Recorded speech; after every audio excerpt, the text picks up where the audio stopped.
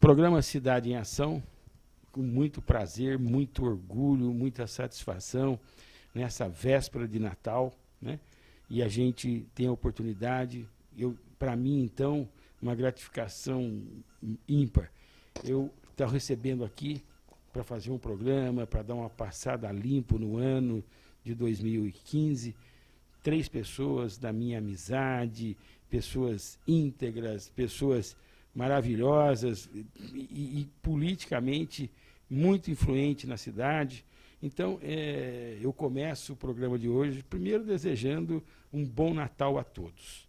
Né? Todos aqueles que nos acompanham ao longo do programa, nós vamos mandar os abraços aqui, nós vamos tentar lembrar de todos aqui, e alguns que nós não lembrarmos, eu quero que vocês já entendam que a gente esqueceu, mas vocês estão no coração da gente.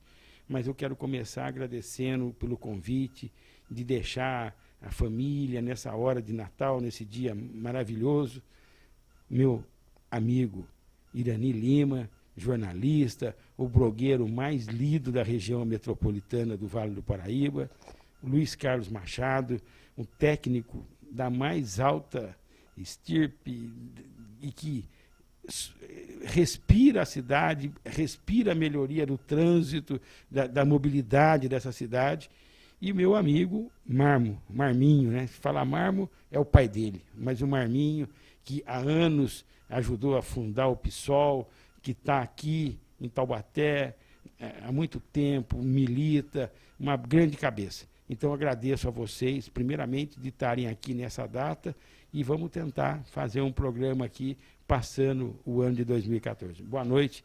Irani, começo com você primeiro. Boa noite, Chico, Marminho, Luiz Carlos. Boa noite ao telespectador. Neste programa pretendemos relembrar um pouco tudo aquilo que aconteceu ao longo desse 2015, que, no meu modo de ver, ele não terminou feliz como esperávamos, mas também não vai ficar alegre para quem continua no poder. Também não é alegre para quem continua no poder. Então, não foi feliz, não está sendo feliz como esperávamos, mas quem continua no poder também não está feliz. Marminho. Olha, foi um ano como os outros, com suas dificuldades, com seus problemas, mas eu acho que as pessoas já esperavam, de certa forma, para essas dificuldades, e elas estão sabendo levar, o coletivo está aprendendo a lidar com essas situações cada vez mais difíceis com maturidade, não se regozijando da tragédia, nem do que vai mal, mas sabendo enfrentar de cabeça erguida. E foi um ano interessante porque, pela primeira vez na história, nunca se combateu tanto, efetivamente, a corrupção nesse país. Eu me lembro de outros anos que tínhamos os escândalos sendo denunciados, aparecendo, pipocando, e não acontecia nada. Sempre empurrando debaixo do tapete. Né? Sempre O escândalo das polonetas. Né? A Polônia devia dinheiro para o Brasil. Não sei se as pessoas estão sabendo disso, mas o Banco Central do presidente Figueiredo e com outro ministro da Fazenda venderam as notas promissórias que a Polônia assinou com o Brasil para os poloneses ao preço de $1 cada nota promissória. Nunca se fez nada a respeito disso, foi denunciado no jornal Estado de São Paulo e outros jornais, e nunca aconteceu nada. Corona Brastel, Sim. Escândalo da mandioca, Pasta Rosa e todas essas conversas que nós vimos daqui a Civan. Nossa, e a lista é enorme. E neste ano, interessantemente, as pessoas começaram a ser presas. Privatizações, ainda pior ainda. Privataria tucana, né? Tem a corrupção que é legalizada, né, que é o dinheiro que é passado para os bancos. Mas, enfim, quase nada disso tinha sido apurado, e hoje nós temos um senador preso, um presidente da Câmara que pode ser preso também. Então, nós tivemos as condenações do Mensalão, Sim. As pessoas discordaram das sentenças, teve gente que não gostou, teve gente que aplaudiu. Mas as atitudes foram tomadas.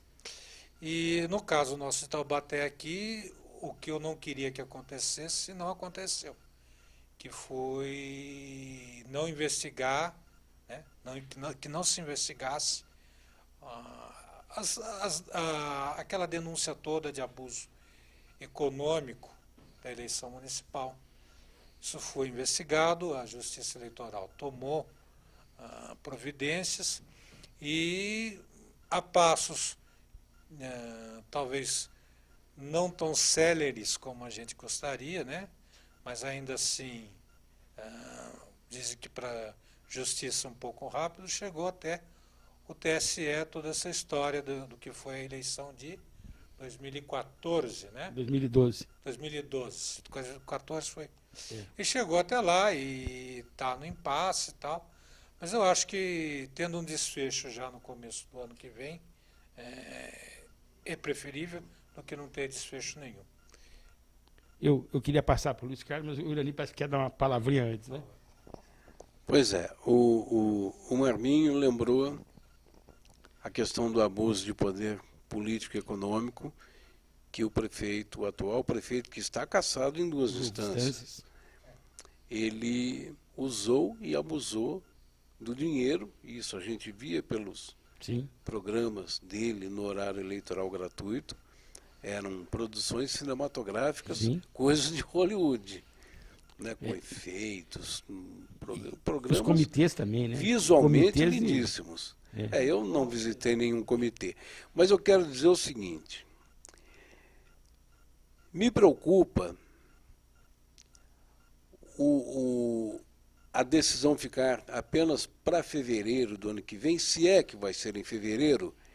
Primeiro motivo, a partir de 1º de janeiro, o próximo presidente do Tribunal Superior Eleitoral chama-se Gilmar Mendes. O rei do Mato Grosso. Diamantino, né? Diamantino. Já estão chamando de Gilmar, entre parênteses, PSDB-MT. Né? Bom, então é o seguinte, primeira preocupação, e todo mundo sabe por quê, basta ler os blogs, basta ouvir as declarações do Gilmar, as emissoras de rádio, principalmente a Rádio Jovem Pan, que é sintonizada aqui em Taubaté, e ele tem o Dias Toffoli nas mãos. Marília, né? Ele tem o Dias Toffoli nas mãos. Eu vou explicar por que ele tem nas mãos. Veja bem, o Dias Toffoli hoje é o presidente, ainda é o presidente do TSE. Eu não sei como é o regimento do TSE, se na continuidade da votação o Luiz Toffoli continua presidindo ou a presidência já é assumida pelo Gilmar Mendes e o Toffoli desce, fica na bancada do plenário. Muito bem, mas o Gilmar Mendes já votou pela absolvição. Ele não pode votar de novo, né, Irani? Pode mudar o voto dele. Não, mudar o voto. Ah, não, dois votos não. Dois votos não. Então, o Gilmar Mendes já votou. O Henrique Neves é uma brincadeira. A fala do Henrique Neves, do ministro Henrique Neves, é uma brincadeira. Sabe? É brincadeira. Só um parênteses. Eu e você, que tivemos a chance de acompanhar no TRE em São Paulo, eu não sei a sua opinião, eu não tive a oportunidade de falar com você isso nos bastidores, mas o seguinte, deu para perceber que o voto do desembargador Henrique Neves foi o voto do Toron de São Paulo. Mas sem dúvida, sem tirar nem pôr. Sem tirar nem pôr. Foi o mesmo, tanto que ele usou a mesma argumentação falaciosa do Toron. Do juiz do Tribunal Regional Eleitoral, o Luiz Alberto Toron. Tá? O mesmo linguajar falacioso que não diz absolutamente nada. Ele enche o réu de desculpas. Bom, mas deixa isso para lá. Vamos pensar em 2016, estamos adiantando um pouco o tempo para que o telespectador possa entender. Então, Gilmar Mendes já votou pela absolvição e o ministro Henrique Neves também votou pela absolvição. A maneira como Henrique Neves analisou, isso vocês viram na primeira sessão, no primeiro julgamento, que depois acabou sendo adiado para o dia seguinte, a maneira como Henrique Neves falou aquilo provocou o ministro Herman Benjamin, que é o relator do processo. No dia seguinte, ele despejou um caminhão de provas em profusão. Ele até parecia um pouco irritado, sabe? Mas o ministro Henrique, está aqui, o senhor queria a prova? Está aqui a prova. E tudo que estava dentro do acordo. Tudo dentro do acordo, uma por uma. Ele foi mostrando uma por uma. As ligações do Ortiz Júnior com o pai Bernardo Ortiz na FDE, as reuniões que ele fazia na FDE sem ser funcionário da FDE. Sem te cortar nesse momento aí, aproveitando para mandar um abraço para o doutor Norberto Ribeiro, para a Grádiva Almeida. Aliás, são heróis são nisso. Heróis são também heróis nisso, né? Eles, muitas daquelas provas que o doutor Herman Benjamin mostrou ali foram, assim, né, da Grádiva, né? Sim, não porque sei nem palavras para agradecer e mostrar ela jamais escondeu na justiça o que aconteceu de fato na FDE. Ela era chefe de gabinete, ela jamais escondeu. E olha, eu vou até um pouco mais além. Proposta para isso não faltou. Inclusive dela ser candidata a deputada com o apoio do Bernardo. E ela recusou. Ela recusou. Inclusive isso. Ela recusou. Tá? Para ficar quieta. Então, os próximos votos, aí, diante da profusão de provas apresentadas pelo ministro Herman Benjamin, o Luiz Fux ficou assustado. Ele pediu vista do processo. Dani, você não acha que ele pediu vistas para protelar? Você acha que foi só porque ele não sabia exatamente todo o processo? Ele não teria que saber? Ele não é pago para isso e regiamente pago? Como que ele não conhece o processo? Como ele se assustou e disse, puxa, mas como é que pode? É isso tudo? Não, eu tenho que estudar esse processo. Tinha que ter estudado antes. Então, aí o público tem condição de saber como é que funciona um tribunal colegiado. Por isso tem um relator. Então, se o relator for convincente na fala dele, os outros ministros, ou desembargadores, no caso de São Paulo, os outros ministros acompanham ou não o relator, não necessariamente tendo estudado todo o processo. Mas infelizmente é assim. E o tribunal, como é que é composto um tribunal superior? Pois não. Desculpe estar te interrompendo, mas eu sou ignorante nessa questão, não é minha área. Mas se ele está lá para julgar, como é que ele vai julgar o que ele não conhece? Se fiando unicamente na palavra do relator. Se ele confia na palavra do relator, então, ele não precisa pedir vista para estudar o projeto. Isso daí eu não entendo isso. É uma característica que é um pouco contraditória dos órgãos colegiados, mas no legislativo funciona parecido. Quando se apresenta uma matéria, no caso do legislativo, um projeto de lei, ao invés dos membros da comissão, todos eles, pegarem o projeto de lei, lerem e analisarem, não. Eles encarregam de ter a responsabilidade de ler e analisar, que é o relator. Os outros também podem ler e analisar e discordar do relator. Mas quem fica com a tarefa primeiro é o relator. É mais ou menos o voto de liderança, né? Ele apresenta o relatório e daí, normalmente, os deputados, os vereadores, os senadores, eles dizem que vão acompanhar o relator, ou dizem que não vão, ou pedem vistas, que daí para fazer o serviço que teria que ter sido feito antes do relator apresentar o voto. E no judiciário é assim. E o que é indicativo nesse voto do Luiz Fux? Talvez o Luiz Fux quisesse votar com Neves. Com o Gilmar Mendes. Com o Gilmar Mendes e o Neves. Exato, Henrique Neves. Henrique Neves. Mas ele se assustou. E daí, porque ele talvez dissesse, isso daí no fundo talvez não seja nada, etc.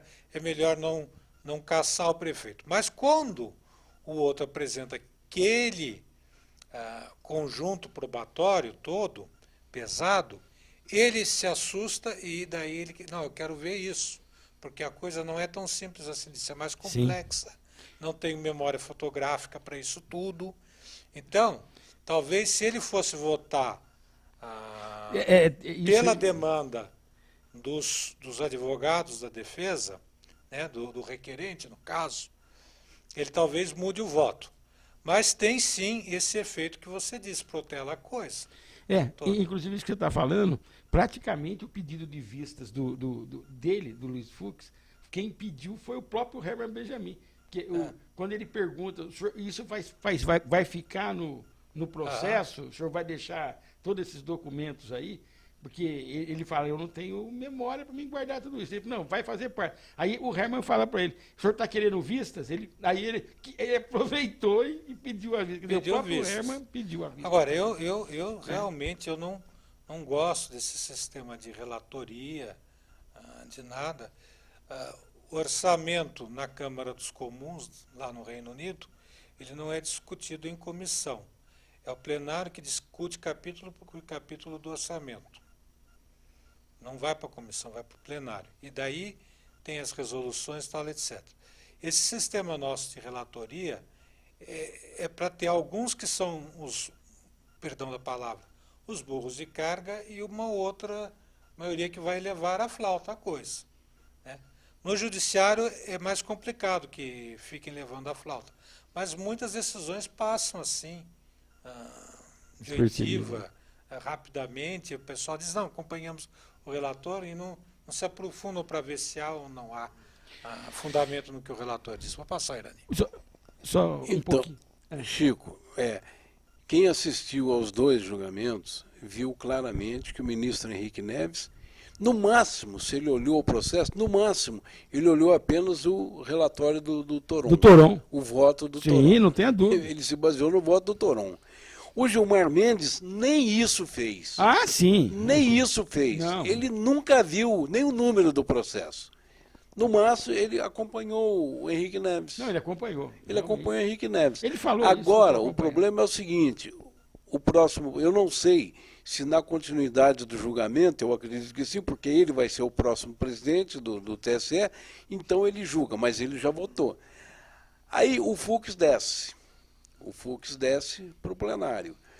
O Fux não, o Toffoli. O Toffoli. O próximo voto é do Fux. Dá-se a impressão, ou deu-se a impressão de que ele vai deixar o jogo empatado. Ele vai empatar. O voto seguinte, olha só, o voto seguinte, aí eu não sei se mantém essa sequência, mas aí o voto seguinte, depois do Fux, tem que ser a da Luciana Lossi. Seria o da Luciana Lossi. E ela, desde o primeiro momento, deu para nós a impressão de que ela reprovou a atitude do prefeito cassado e que manterá a cassação. Deu a entender. Sim. Bom, depois dela, aí tem o Toffoli. E, por último, a Maria Tereza de Moura, que também é uma juíza dura, uma juíza muito séria, que eu acredito que também votará pela cassação. Então, são 2 votos pela cassação. Se o Fux votar, são 4 votos. Né? Então, aí mata. Agora, qual é o problema do Dias Toffoli? Aí é que o bicho pega. Olha só. O Dias Toffoli é presidente até a semana que vem. Até 31 de dezembro. Até sexta-feira que vem ele é presidente do TSE. O irmão dele, Ticiano Dias Toffoli, foi candidato a vice-prefeito de Marília. O irmão dele é réu no tribunal. E é réu, me parece, de uma outra ação em que ele é acusado de desvio de 54 milhões de reais de verbas da educação e da saúde. Educação e saúde, em Marília. Ele só não foi a julgamento porque o relator dele no TSE, o relator do processo dele no TSE é quem? Coincidentemente, Gilmar Mendes. Gilmar Mendes mantém Dias Toffoli em rédea curta. Então, o Dias Toffoli não vota no voto que ele quer. Ele vota no voto que o Gilmar Mendes quer. Isso foi visto na semana passada, durante a votação da questão do impeachment, do STF. Isso foi visto. Ele foi um voto em apoio ao Fachin, mas porque era o mesmo voto do Gilmar Mendes. E os outros tiveram autonomia e autoridade. Espera um pouquinho, aqui eu voto de acordo com a minha consciência. E derrubaram aquela maracutaia que o Fachin fez, porque uma coisa totalmente legal feita pelo Eduardo Cunha, que, se tudo correr bem, em fevereiro, quando voltar o Congresso Nacional, ele vai para a cadeia, porque cadeia é o lugar dele, ele não merece outro lugar. É o maior mafioso que o Brasil tem no momento. O maior mafioso que o Brasil tem no momento. Então, a minha preocupação, só para terminar, em relação à votação da questão da cassação ou não do Ortiz, é o Dias Toffoli, porque ele vota, não é voto dele, é voto do Gilmar Mendes. Olha, você vai votar assim, e ele vota, porque ele virou um capacho do Gilmar por conta do irmão que é réu no TSE, cujo relator é Gilmar Mendes, que segurou, como ele fez com a questão da doação, né, empresarial para a campanha, ficou mais de um ano sentado em cima do processo. Então ele está fazendo a mesma coisa. Enquanto ele fica sentado em cima do processo, que pega o Ticiano Dias Toffoli, irmão do ministro Dias Toffoli, do STF, é isso que vai acontecer. O voto não é do Dias Toffoli. Quem vota é ele, mas o voto é do Gilmar. Então, Irani, mas eu acho que Taubaté teve a sorte, eu já vou devolver o microfone para o Luiz Carlos, mas é que o Luiz Carlos também ainda não se apresentou, né? O Luiz Carlos tem mania de dizer que ele não é político, ele é só técnico, e é um senhor técnico, mas ele já dirigiu caminhão, ele já entregou papel, ele já fez som de palanque, entendeu? Mas ele gosta também, ele gosta. Eu fiz isso para participar com uma pessoa que eu estimo muito, que, enfim, mas não foi prazeroso. Tá? Fazer o trabalho de política na rua, eu não gostei, mas fiz para apoiar uma pessoa que primeiro, que eu acredito e estimo. Mas eu não gostaria de fazer outra vez. Mas sabe por quê? Talvez você não tenha gostado. Mas os políticos não gostam de quem vai para a rua e tem voto. Eles sabem por quê? Eles têm medo de sombra. Todo político tem medo de sombra. E sombra se ganha, voto se ganha no meio da rua. Essa história de dizer que precisa de dinheiro para fazer campanha é conversa. Luiz Carlos, principalmente campanha municipal. Campanha municipal é sola de sapato e saliva. Não tem esse negócio de dinheiro, fazer acordo, porque o chefe de amigo de bairro, quantos votos que o cara pode dar? Ele manda no bairro dele? Não manda, não tem xerife, não tem esse negócio de zona 1, zona 2, como é que é? Bairro 1, não tem isso. A eleição municipal, o Jefferson está ali, um abração para o Jefferson, ele chegou um pouquinho mais tarde, estava numa reunião, mas já que ele vai estar no papo com a gente. A eleição municipal ainda tem aquela história, foi o Irani que levou a minha nora quando estava para dar a luz, ele lembra disso. Ele não precisa de dinheiro, ele lembra do favor. Muitas vezes ele não olha o partido que o cara está, ele vota na pessoa, ele vota. Taubaté tem 300 mil habitantes, mas é uma cidade que você conversa com a população. Ô Chico, o negócio, qual é a câmera que a gente tem que olhar, aliás? Ali. Essa daí do meio. Então, Chico, mas tem todo esse lado pessoal, do corpo a corpo, etc., mas eleição de 2012 teve muito Sim. abuso do poder econômico. Sim, lógico. E para falar. Te apoiando. É verdade, Marminho. Ele diz que o dinheiro não é importante, eu acho que é, porque até o anel viário que o Júnior apresentou ficou bonito. Pois E é. você viu o que ele fez? O anel viário para tirar o fluxo do centro da cidade passando pelo centro. Ficou bonito, por quê? Mostrou de helicóptero, fez aquela coisa toda, ficou lindo. E o que nós apresentamos?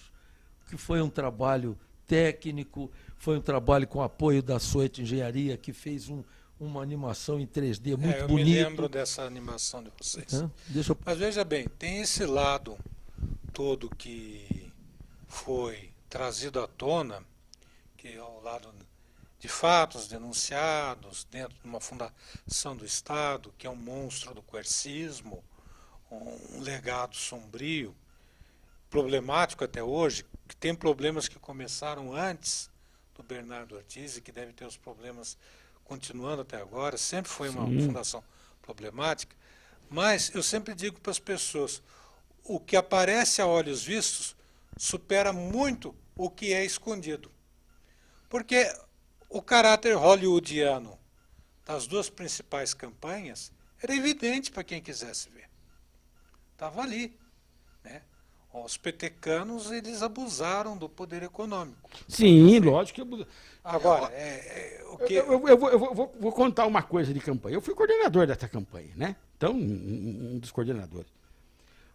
O último programa de TV,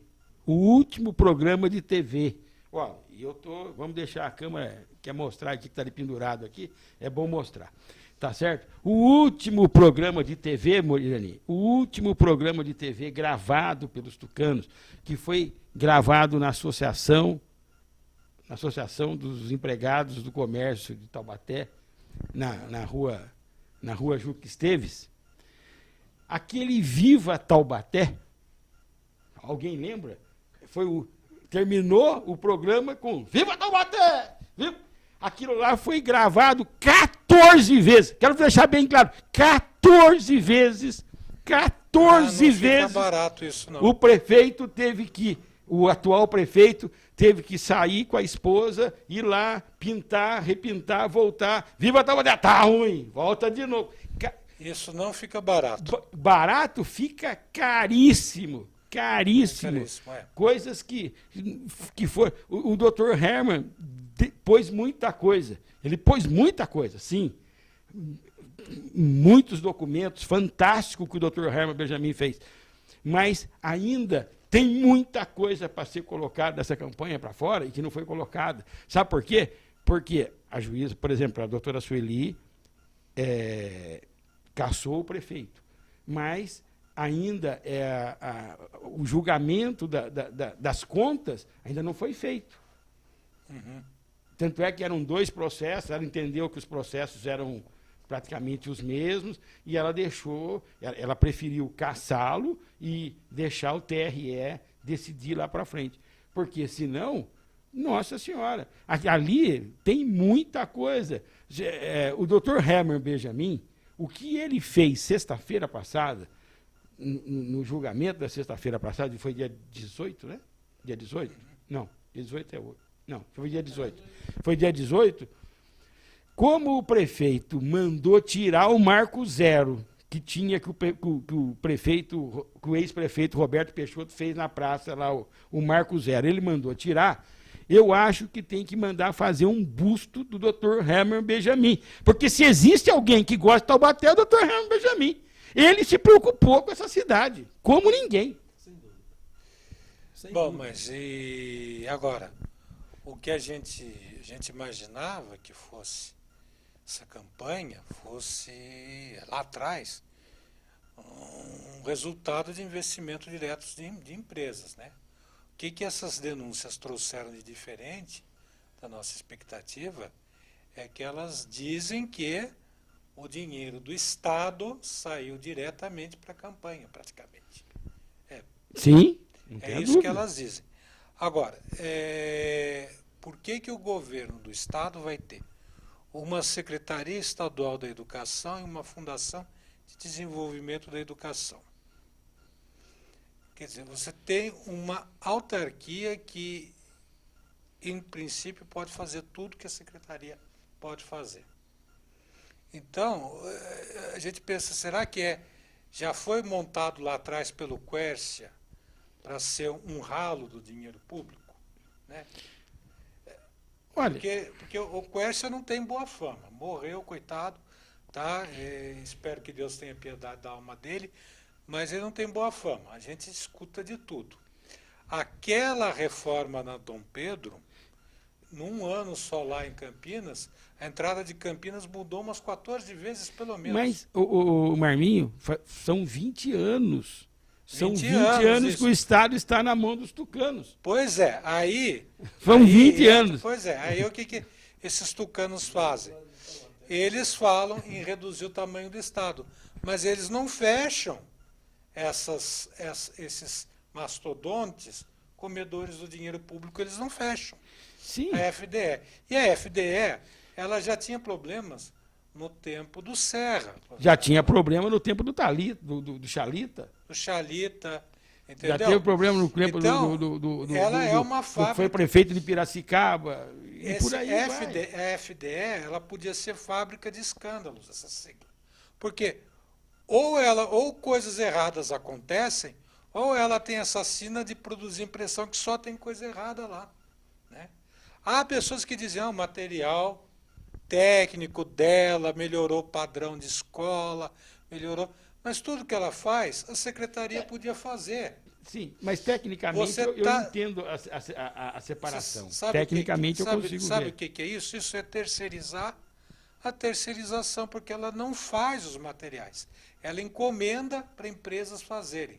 Então ela já está terceirizando e ela é uma terceirizada da secretaria. Sim. Então eu acho que ela tinha que ser extinta justamente com base naquela premissa que a mulher de César não basta ser honesta, ela tem de parecer honesta. Entendeu? Então, é isso. E esse problema também tem que ser resolvido. Bom, vou passar a Pirani. Marlon, dentro disso que você fala, que provavelmente a FDE, e eu não duvido que ela tenha sido criada para que tivesse um ralo para que o dinheiro do Estado saísse. Tudo bem, não é isso que nós estamos discutindo. Não, estou só Sim. contando fatos. Sim, eu vou ajudar, eu pretendo colaborar com essa junção de fatos. Se era ruim antes do Ortiz, pior ficou com ele. Porque a FDE, até 2010, antes da nomeação do ex-prefeito José Bernardo Ortiz, a FDE, ela mantinha, digamos assim, compras para as escolas descentralizadas. Comprava em várias regiões do Estado. O nomeado foi um, É. parece que foi outro. Então, mas em várias regiões do Estado, a FDE comprava material escolar para os alunos daquela região.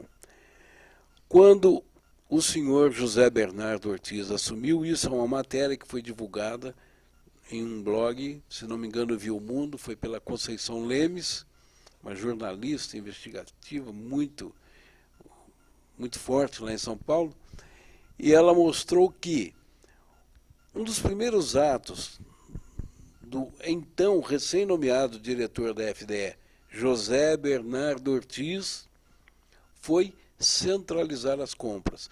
Ele centralizou as compras em 5 grandes fornecedores. Aí entra a Calunga, entra a Jimbo e outras grandes empresas de material escolar, que vende material escolar. Ele centralizou em 5. Então o Estado inteiro só podia comprar em 5 via FDE. Isso facilitou e muito a ação do prefeito cassado José Bernardo Ortiz Monteiro Júnior. Facilitou a confecção do cartel, né? Sim, facilitou muito. Mas, diante do que disse o ministro, essa decisão, quem tomou? Quem assinou provavelmente seria o diretor oficial. Mas quem tomou essa decisão, o diretor de fato ou o diretor oficial? Porque o ministro lá disse que havia um diretor de fato, que não era o diretor oficial. Foi o diretor de fato, sem dúvida nenhuma. E o ministro foi muito claro. O ministro Herman foi muito claro quando ele disse que o diretor de fato era o Júnior, que usava a FDE como seu escritório. Ali ele fazia as negociações. Ele cita, inclusive, um empresário de uma dessas, Jorginho Yunes, se não me engano, é Jimbo. Jorginho Yunes, que a Jimbo é uma gigante também no fornecimento de material de escritório, material escolar, etc. E nessa matéria que eu falei da Conceição Lemes, tinha uma questão de compra de, se não me engano, de furador de papel ou de grampeador de papel, sei lá. Era um para cada sala de aula. Então, vamos dizer lá, vai, não sei quantas mil salas de aula, 20 mil salas de aula. Então, ele conseguiu comprar esses grampeadores ou furadores, não me lembro, superfaturados. Superfaturado. Custava R$3, ele comprou por 8. Comprou por 8. Isso quem comprou foi José Bernardo Ortiz. José Bernardo Ortiz, preste bem atenção. Então é isso. Eu quero fazer um convite, um desafio para o eleitor taubatiano. O ano que vem nós teremos eleição. Se o prefeito for absolvido no TSE, o que não é difícil, dado a condição do ministro Dias Toffoli, que é um títere do ministro Gilmar Mendes, então eu faço uma convocação. Taubaté, olha, porque nós tenhamos vergonha na cara. Se o TSE não toma atitude, nós tomamos, nós vamos tomar e não elegeremos nunca mais Ortiz para a prefeitura de Taubaté. Só lembrar que um dos fundadores do PSDB, o governador Montoro, quando foi governador, ele descentralizou a merenda e as compras das escolas.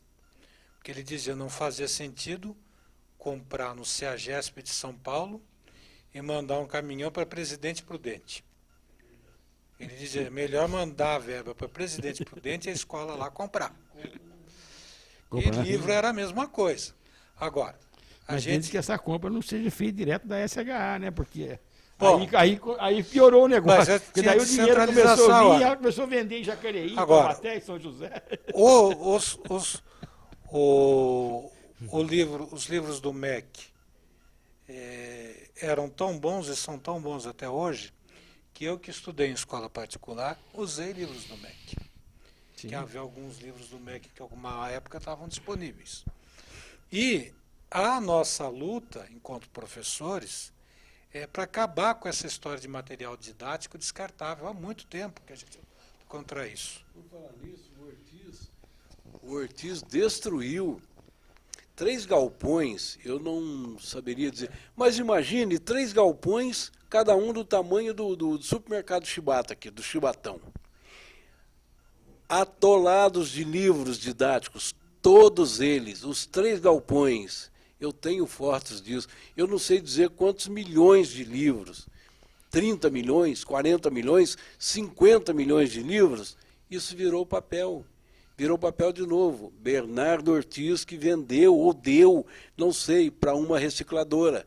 A empresa foi lá com vários caminhões, lotava os caminhões com aquele papel, com aquele material todo, levou para picar, depois mostra, inclusive, picando o papel para ele ser desmanchado e virar papel novamente. E tem uma coisa que a gente não pode deixar passar batido. Quando o professor José Bernardo Ortiz foi nomeado, foi indicado para a FDE, ele já tinha a ficha suja. Ele não poderia assumir. Teve essa questão também. O governador Geraldo Alckmin, pela amizade, mudou o decreto para ele poder assumir. Vamos deixar isso. Quer dizer, então tudo isso deságua. Foi legal porque o governador anunciou com toda a pompa que decreto, assinou decreto, porque quem tinha ficha suja Aqui não comigo não trabalha não mais. trabalha comigo. No dia seguinte, ele teve que desdizer o que disse na véspera para dar posse para o Bernardo. Então, a gente tem essa luta. Como você falou bem, foi jogado fora todo aquele material. Aquele material dava para, se aquele não servia para o governo do Estado de São Paulo, ele poderia abastecer a rede escolar de Angola e Moçambique. Material quando material quando é Tanto bom, que é bom. Aqui eu tenho certeza que o Luiz Carlos, eu, você, Irani, o Jefferson que está ali, todos aprendemos na cartilha Caminha Suave, que começava com A da abelha, com o B da barriga, o C da cebola. Mas então quer dizer, e até hoje. O que os professores lutam? Os professores lutam. Há muito tempo lutam para ter biblioteca nas escolas, e agora também a luta inclui ter internet nas escolas, laboratório de informática, para quê? Para você ter uma base de consulta e pesquisa. E o professor tem a liberdade de indicar o livro que ele quer, indicar para os alunos buscam e vão saber. Por exemplo, o professor de geografia pode querer, numa certa altura, fazer com que os alunos leiam Bandeirantes e Pioneiros do Viana Mug. Tem professor de geografia que faz o aluno cantar também. Pois é, mas, entendeu? Você pode pegar o pai do Chico Buarque, o Sérgio Buarque de Holanda, dar um capítulo para os alunos lerem, refletirem sobre aquilo e consultarem outro livro de história, manual, por exemplo, para o ensino médio, e comparar as coisas. Eu fiz um ano de história no ensino médio, em que a professora trazia textos escritos pelos personagens que fizeram aquela história. Então, a política externa dos Estados Unidos, eu li, no nascimento dela, do imperialismo norte-americano, eu li um texto do próprio Monroe, falando da doutrina Monroe, América para os americanos. Eu li isso. E lia outros do presidente Bernardo Campos falando sobre a política. Marmin, perdão, isso não é um pouco perigoso também? Perigoso para quê? Fazer as pessoas pensarem? Não. O professor induzir a sua turma de adolescente a conceitos que ele acredita ser.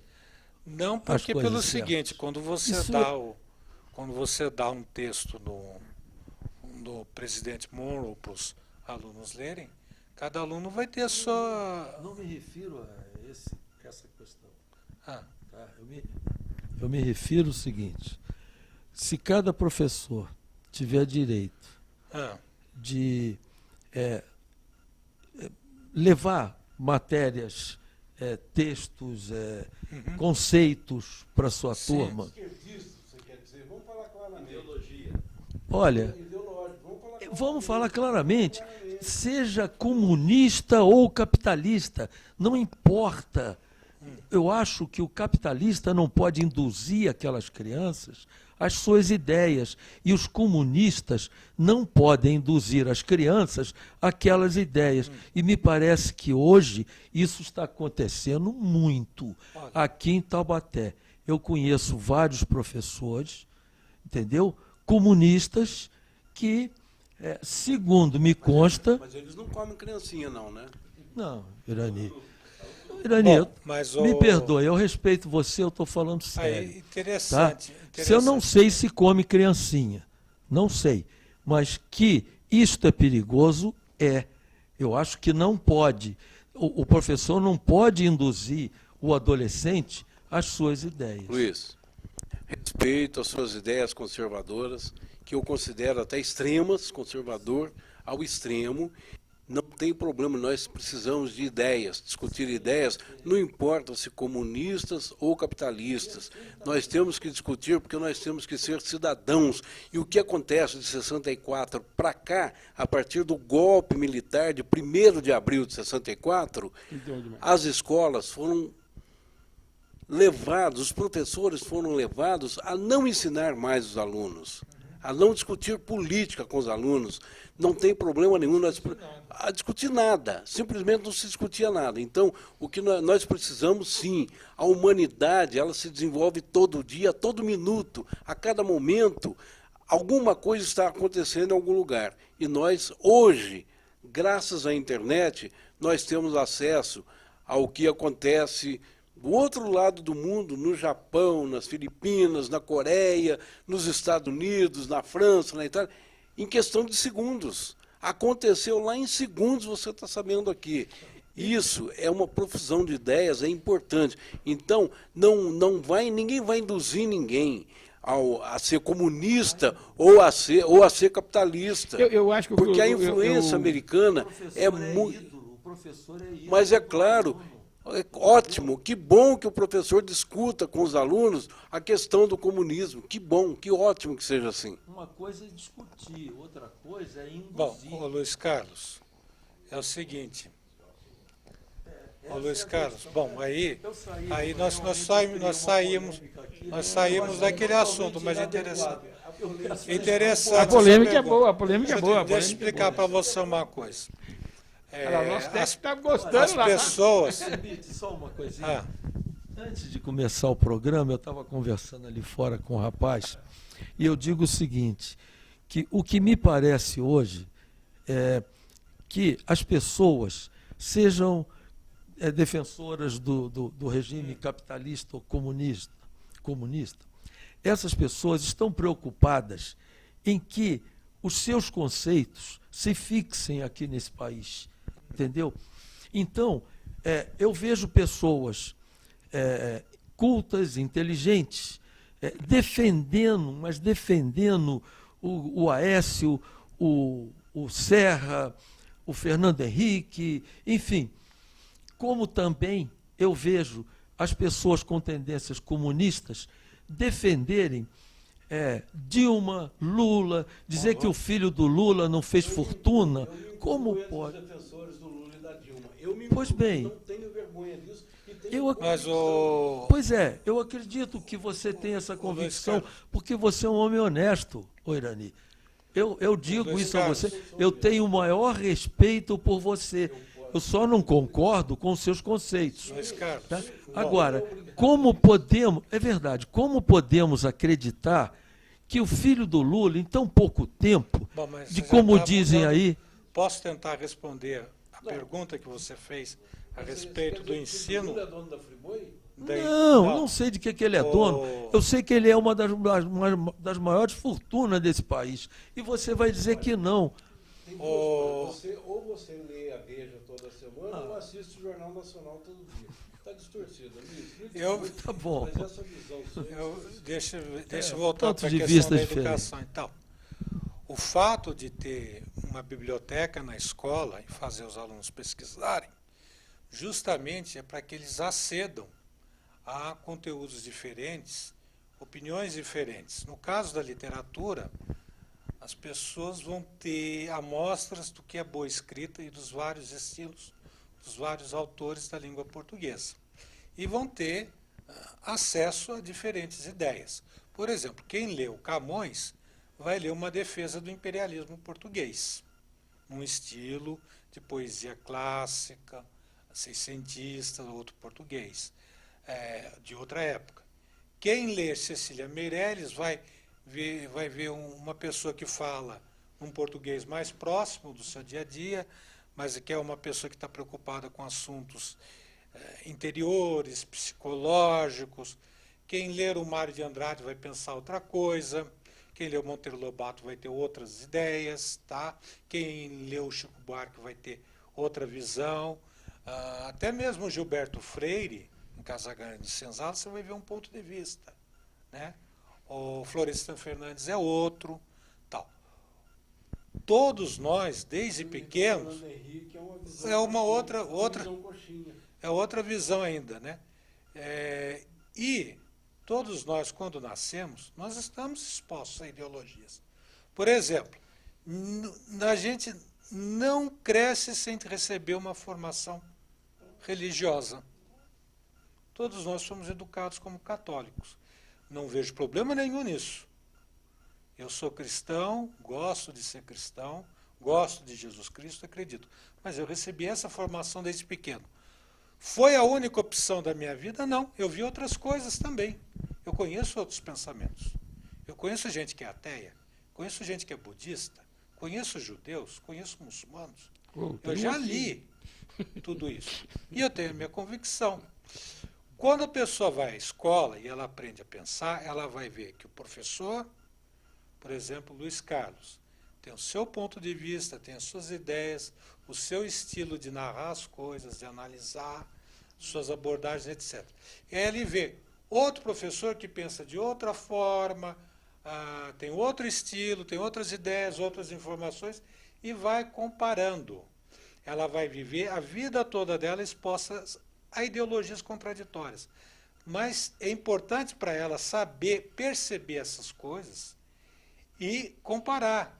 E não ficar com crenças contraditórias, do tipo, por exemplo, nós estamos no comunismo e está tudo dominado pelas multinacionais. Eu entendo.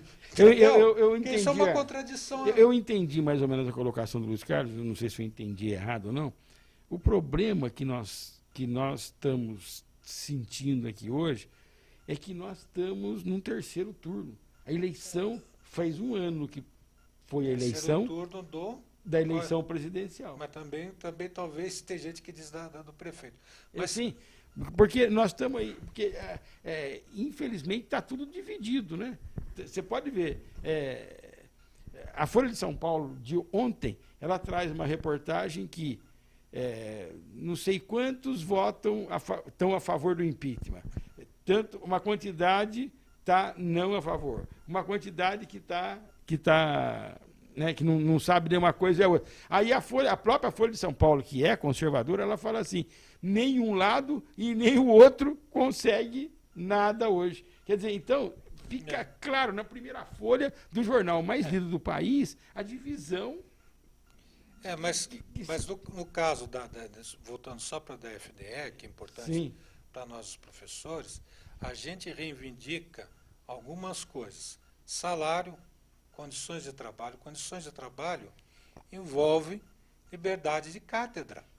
O professor tinha que poder se dedicar a uma escola, ter tempo de preparar as suas aulas para aquela escola, poder avaliar os seus alunos, acompanhar, e poder também trabalhar esses materiais, enriquecer ao máximo a aula e a formação dos alunos. Tá? E para isso precisa ter biblioteca e agora precisa ter internet junto, para que eles possam comparar. Justamente, o Irani disse, lê a Veja toda semana. Olha, que ótimo se você puder fazer um aluno pegar um artigo da Veja, outro da Carta Capital e outro da Newsweek, e outro do Le Monde, falando os 4 do mesmo assunto e comparar os pontos de vista. Sem ser induzido. Não, mas veja bem, cada um deles vai você vai apresentar o seu ponto de vista. Você vai apresentar o seu ponto de vista, mas o outro vai concordar ou não. Perigoso é não induzir. Eu tinha um senhor que fazia palestras sobre o Holocausto, ele era sobrevivente do Holocausto, o senhor Ari. Até lembrei dele, que teve uma festa dos judeus de Taubaté. Eu não sou judeu, mas eu vou lá, prestigio e tal. O senhor Ari, quando era vivo, eu ponho, quando eu estou com entre eles, eu ponho na cabeça. Que pá. E o senhor Ari falou da experiência deles, e teve uma pessoa ali que depois de 2 horas, você viu a lista de Schindler, escutou a palestra do senhor Ari, que não acreditava em nada daquilo, não é porque ele leu outras coisas, não. Ele perguntava assim, mas escuta, e como é que os alemães tinham confiança em vocês para fazer o serviço? E ele dizia, não tinham confiança, a gente trabalhava com metralhadora nas costas. E eles ficavam assim, eles achavam que aquilo não existia. Para começar, tinha gente ali que não sabia que existia um país chamado Polônia.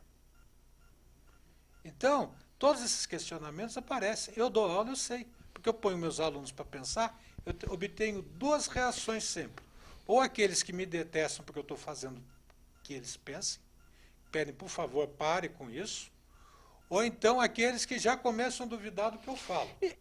Então, isso que você está falando, sem cortar vocês, ali o Jefferson dá aula, o Irani deu aula há muito tempo, você continua dando aula.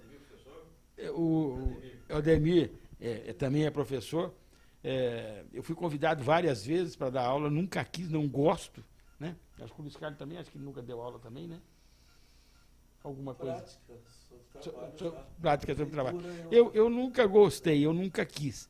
Mas a grande diferença que a gente vê hoje é o seguinte: eu tenho certeza que se nós fizermos um teste aqui, quando você começava lá atrás, era no curso primário, né? Era o curso primário, depois que você ia. Era primário, 4 anos de primário, 4 anos de ginásio, 3 anos de científico ou normal, para depois você chegar na faculdade. E ainda tinha uma admissão no meio ao ginásio. Quer dizer, e tinha uma coisa, eu tenho certeza que qualquer um de nós aqui lembra dos professores que nós tivemos lá no primário. Eu estou voltando lá no primário, porque os professores eram considerados, eram pessoas... Você entrava num banco, o gerente levantava para cumprimentar o professor. Hoje, professor e nada é a mesma coisa. O PSDB acabou com a educação. Eu me lembro perfeitamente dos meus professores, como você diz, mas eu nunca tive um professor, entendeu, que fizesse uma aula induzindo política aos seus alunos, a nós. Eu não tive nenhum. Nenhum. Talvez por isso você tenha essa visão, achar que o professor não pode induzir. Não é induzir, ele tem que mostrar. Porque, como disse o Desde Marminho... que mostre os dois lados. Mas, Marminho, que mostre um lado só. Mas ele tendo conhecimento de um lado, é claro que ele vai procurar o outro lado, ele vai saber pesar. Ele vai saber sopesar as duas coisas. Um adolescente Olha, uma mente não precisa. Você quer a pior aula. Você põe na cabeça Luiz, qual a pior aula que nós temos hoje? A pior aula que nós temos hoje, ela é dada pelos jornais, pela TV Globo, pelos jornais, pelas rádios. Não é comprada. Não é comprada pelo capitalismo, é diferente. Ela é comprada por quem? Ela só trabalha contra o governo, então não é o governo que compra. Agora, a pior... você não vê? Bom, você não vê. Bom, então depende do canal que você vê. Se você assistir o canal do Macedinho, não é contra o governo. Se você assistir a Sherazade, eu nunca vi essa mulher. Macedinho, o Amorim, Fernando Henrique Amorim, Paulo Henrique Amorim, ele é do Macedinho. Não é o nome dele, não é esse? Eu nem sei o nome. Ele veio aqui. Paulo Henrique. Olha, eu sou 2016 para todos. Ali o nosso técnico de som que está ali com a gente, Jefinho, Claudinha, André, Miriam, o pessoal, a Zuma lá em casa, a Elizabeth lá da Gurilândia, o Marcelo. Enfim, gente que não deixa de nos assistir, o pessoal, o De Ângeles, lá da loja de material de construção, lá, o seu Antônio De Ângeles, lá da Desembargador, e por aí vai. Gente que não deixa de nos assistir nunca. Muito obrigado, Zé Luiz Pazin. Então, não tem o que falar. A gente só existe porque vocês estão lá. Obrigado a todos, bom 2016. E esse programa nós vamos não repetir. Essa forma nós vamos fazer pelo menos ou a cada 30 ou a cada 45. Um abraço.